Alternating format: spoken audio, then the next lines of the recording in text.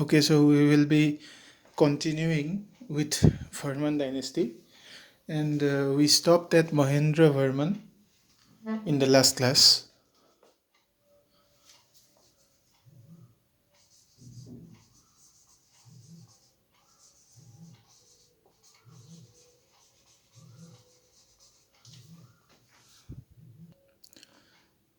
Now, you see, Mahendra Varman he expanded his empire to southeast Bengal. Okay, and he was the first king of Assam to perform Ashwamedh Yagya.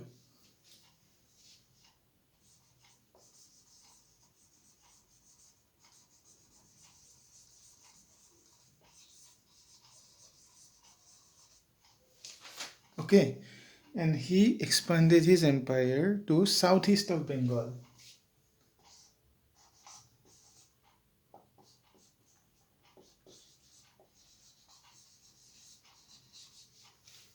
Now, his grandson was Bhutia Varman.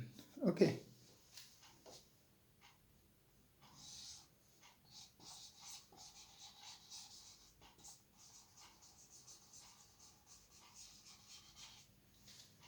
and he conquered North Bengal.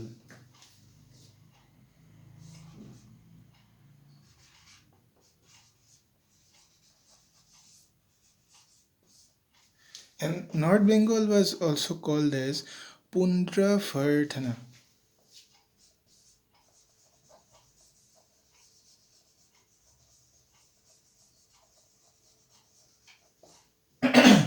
So now you see here, Mahendra Varman, he occupied southeast Bengal. Okay, he was the first one to perform Ashwamedh Yagya, and his grandson Bhutia Varman, he occupied North Bengal, which is called as Punravardhana. Now after that, the kings that followed were Susthita Varman.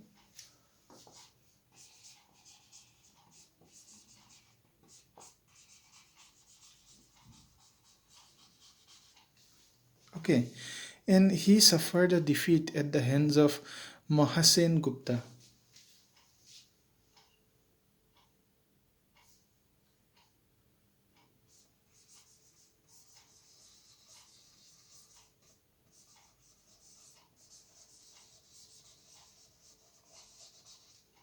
Mahasen Gupta.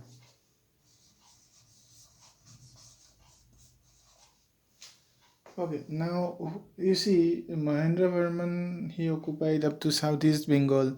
Bhutia Varman he occupied North Bengal, which is called as Punravardhana.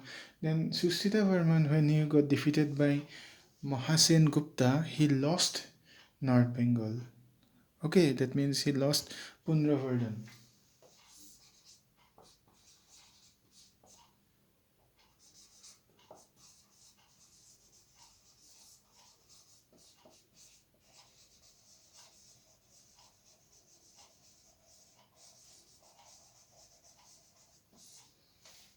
Okay, he lost Punravardhan.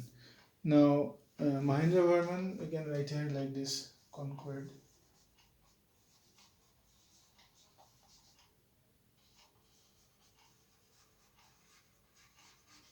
Okay, and Susita Varman lost North Bengal. Now, after Susita Varman, there was Bhaskar Varman, who was one of the most famous rulers of Varman dynasty.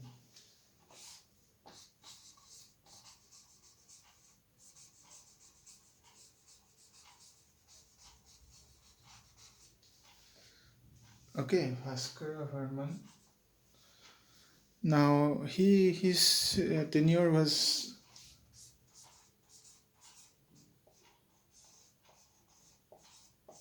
600 to 650 AD.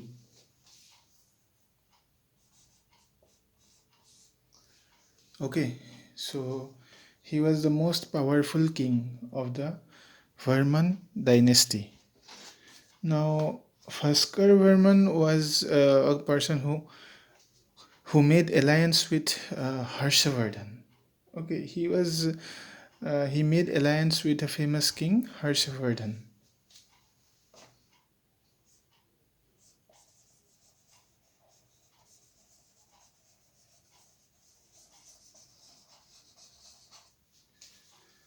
and he recovered North Bengal. Okay, he recovered North Bengal. Sustila Burman lost North Bengal when he got defeated by Mahasen Gupta, but Bhaskar Burman he recovered North Bengal.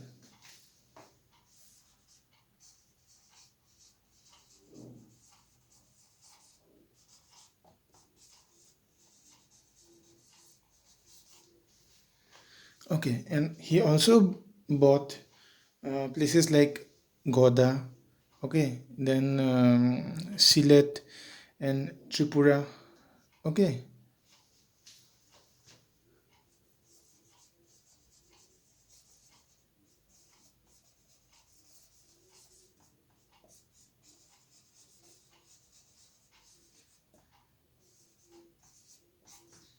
You can remember it by thinking that Bhaskar Varman was paying GST, Goda, Sylhet, and Tripura. Okay, in this way you can remember it.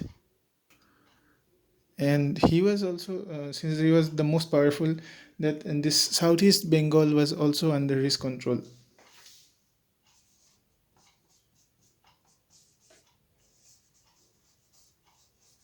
So he had everything under his control. Now during his term, um, there was a Chinese pilgrim, Huensang.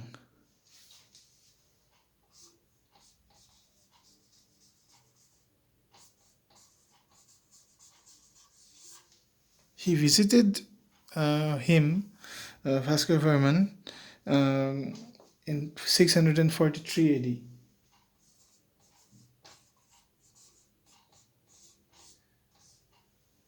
Okay, a lot of like description about Kamrupa is obtained from his travel accounts. Okay, Hyun Sang, like he has spoken highly about the qualities of Bhaskar Varman. Okay, and Bhaskar Varman he made Kamrup a noted center of learning. Okay, and attracted lots of students from outside. And he remained unmarried. Okay, and he died in 650 AD. Okay, and with him the Varman dynasty came to an end. Now, after the Varman dynasty, we will be discussing Salastambha dynasty. Okay, so after Bhaskar Varman died, okay, Salstambha he occupied the throne, and he was a non-Aryan chief.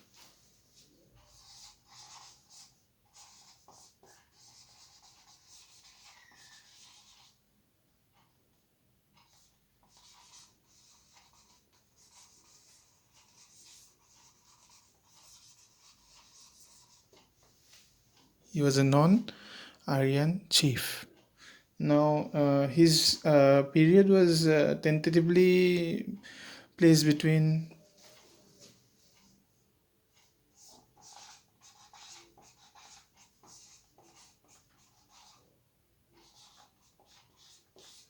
655 and 675 AD. Okay, and during his time, the capital city was in Tezpur.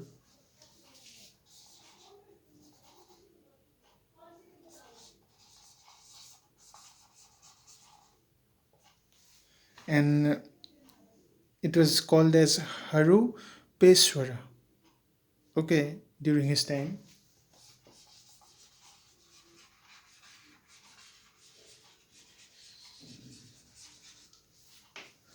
Okay, now this was his capital. After that, the kings that came were not so significant. One king we can talk about is Harsha Deva.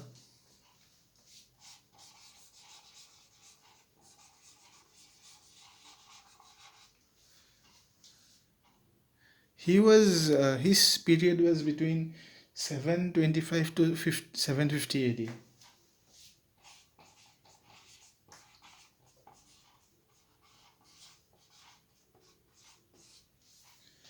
Okay, and he was the most famous. he was you can say before him the kings were not so much popular. So after Salastambha, Harshadeva was the popular king.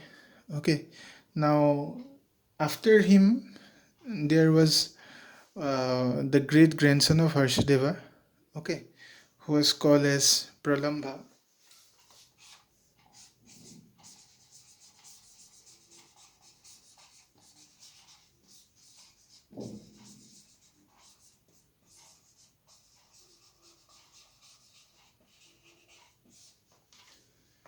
And after that, after Pralambha, there was Harjara Varman.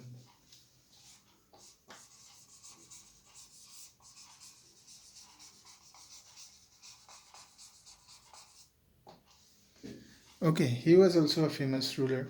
Okay, so we can say that these are some of the famous rulers of Salastambha dynasty. Okay, this Harshadeva was famous, and this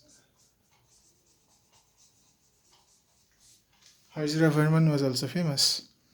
Now, he some of the things that can be said about him was that two inscriptions, Hayunthal copper plates found at Nogao.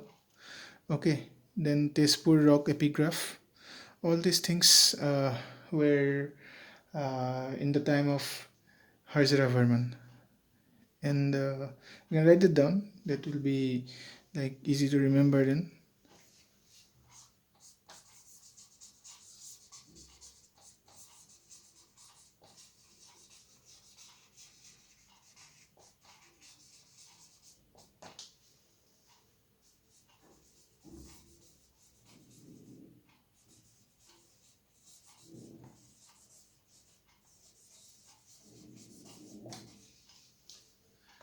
Okay. Now, he also built a lofty Shiva temple. Okay, and there was also a big tank called as Hazara Pukhuri.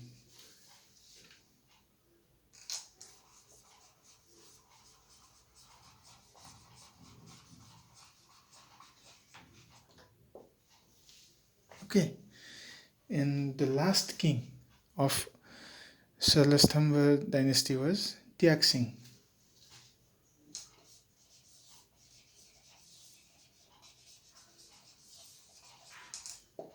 Tiak Singh, and he died at 970 AD.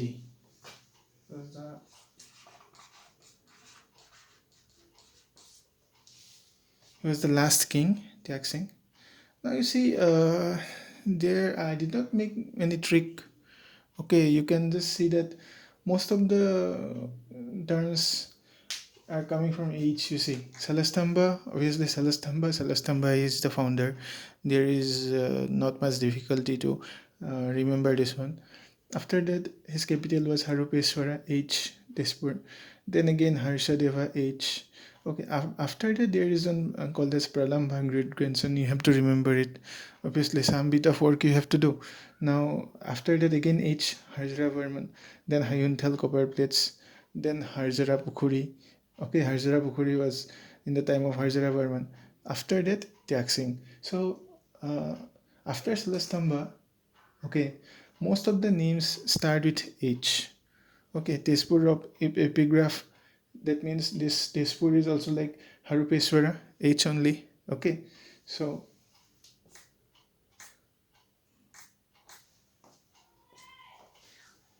Pralambha, great grandson of Harshadeva, and Tiak Singh, last ruler. That you have to remember. Most of the and then the other terms mostly they are coming from H. Okay, starting from H. So that is in that way you can relate to it. Okay. So I'll end it here. So we'll meet in the next class with another set of Assam history and we'll be discussing the other kingdoms which were there in Assam. Okay, thank you very much.